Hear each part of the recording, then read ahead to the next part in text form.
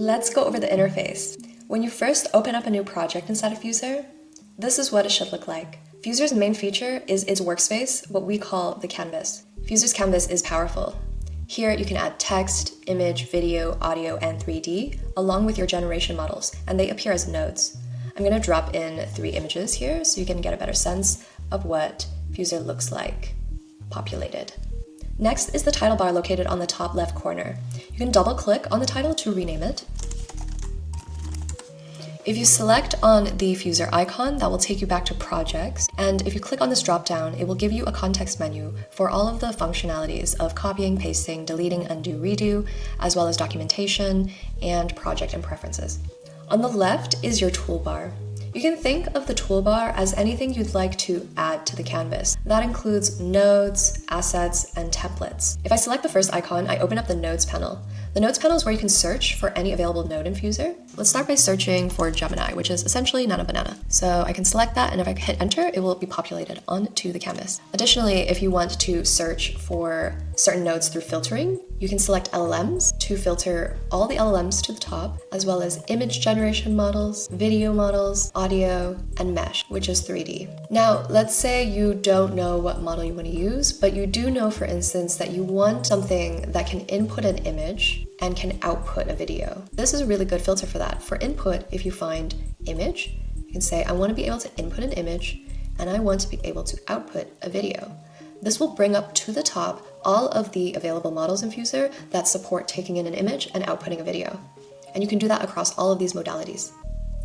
The last filtering option are your favorites, as well as the featured models. Featured models are indicated by a star. So if I click this, it will bring all of the featured models to the top. These are the most popular models in Fuser, and you can also start curating your favorite models. So while there is a star next to some of these, if like you want this to always show up, you can add it to your favorites. It becomes a heart. And there are also, if I disable this, there are also plenty of models that are not featured.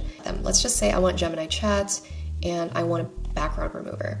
Now, every time I click on my favorites filters, they will show up at the top. Let's go ahead and disable some of these. And let's close this. Next on the toolbar are your assets. If you select the second icon, your assets panel will pop up. Here you'll be able to find all of your uploads, generations, and styles. So we added 3 images to the canvas in this project, and you will be able to see that here too. Even when you delete something on the canvas, you will be able to access them in your uploads. Every generation that you make will live in the Generations tab, and styles are what we call LoRa's, but we call them styles that make them easier to understand, and we will go over in the future of how to create your own style. You can have featured styles, you have My Styles, which are ones that once you create a style, they will live here, and also community contributed styles will live in the Everyone tab, and you can create a style by pressing this button here. The next thing on your toolbar are your templates. So if you click on the third icon, it will bring up your templates panel. Templates are a really easy way to get right into a use case with Fuser. So for instance, we have templates that are for video production, 3D print, brand identity, sketch to render, fashion photography, and iterative design. Once you make your own templates, they could be a workflow, for instance, that you make here and then you share publicly and also become remixable. Those you can continue to edit in this spot here. It will also show up in the Everyone's community channel, where you can then see what everyone else has made that can be remixed. I can add a template very easily by hovering over one of the template cards and clicking Remix. This will populate all of them to the right of any of your available nodes, and you can add multiple templates to one canvas. I'm going to delete that. Now the last thing in your toolbar is something that you can't add to the canvas, but it's your settings. So if I click this, you can then change your editor settings. You can go from light, toggle to dark, toggle to systems. I'm going to stick to light. You have access to change your focus. You have access to change where your generation estimate is displayed. You can show or hide your minimap. You can enable or disable sounds, and you can also enable and disable colored edges. Next is billing and plans. This is where you will manage your billing. You can buy credits, either monthly, annual, or one time. Fuser credits never expire. You can buy additional storage. Just know that you can do it monthly or annually, but you will always have 5 GB of free storage forever. And auto recharge is also a great feature to have. So this doesn't need to be a monthly cost, but only when you decrease to a certain threshold. Providers is where you can have very flexible integrations. So we support a wide range of different providers. Say you have an Anthropic Claude API key. You can paste that API key in here, and then you can enable use API key first. If you do something like this, what happens then is every time you use Claude Chat or any additional future Anthropic model that we support, it will actually take from your API credit pool first before it uses any of Fuser's. That will allow for you to utilize the whole wide range of API keys and credit systems that you have elsewhere. And then you can also change your profile settings here. Down at the bottom left is your resource indicator. Here you can know how many credits you have left and how much storage you've used. So if I hover over this, it will tell me I have roughly around 7,800 credits to use, and I also have used 1% of 5 gigabytes of storage. On the top right is where you'll find your utility bar. This is also where you have your view options as a drop-down. So here I can zoom in, I can zoom out. Snap to grid is also a very useful option. When it is disabled, what you have is the ability to quickly and fluidly move all of your nodes around. They can be offset by just slight margins, and that's okay. But when you have robust workflows and you enable snap to grid, it helps to align your nodes so that they are more presentable and easy to understand. You can also do hide UI, which is a great Zen or presentation mode. And if this is enabled, the only way you disable it is you can click the eye icon. If you click on share, this will open up your shares panel, and this will allow for you to share a link to your canvas. So if I enable this, it will create a link for me that I can copy, and it will be a read-only link. And if you want to turn this into a template, you can actually enable remixing. This is actually going to put this into your templates library for everyone else to be able to remix, as you saw earlier. And if you do any of these, whether sharing a link or allowing for remixing or both, I highly recommend you generate a preview. Generating a preview will just take a snapshot of your current workflow and turn it into an image that can be then used as a card for SEO, and it is also used as a display for the rest of the community to see what kind of workflow you have before they add it to their canvas. And you can also add your own custom image here instead.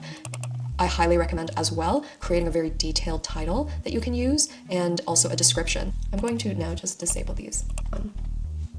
The next thing I want to talk about is the Quick Connect. So Quick Connect is a very easy way for you to take existing nodes on your canvas and connect them to new nodes without having to go to the node panel. So this is an output socket that I can click, drag, and release. Here I can search very quickly. I'm going to look for an LLM to show you the next interface, and I'm going to click enter and it will add it and connect it directly. So with Claude Chat, I can actually chat here by using a prompt and it will output down here.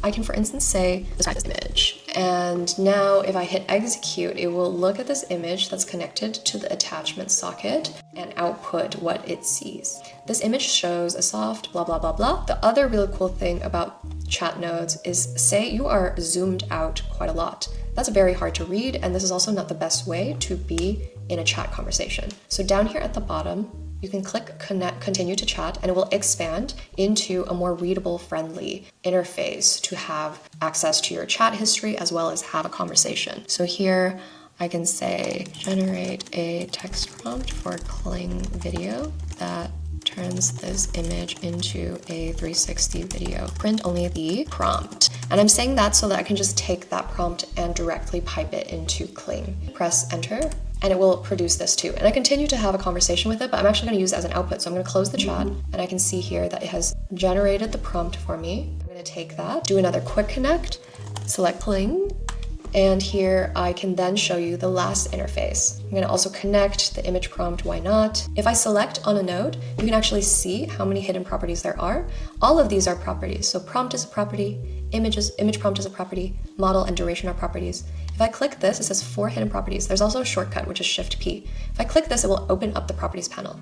Additionally, you can always open it up with the selected node with this button up here at the top. And you can see here that there are certain properties that are not exposed on the node itself, but that you can have access to.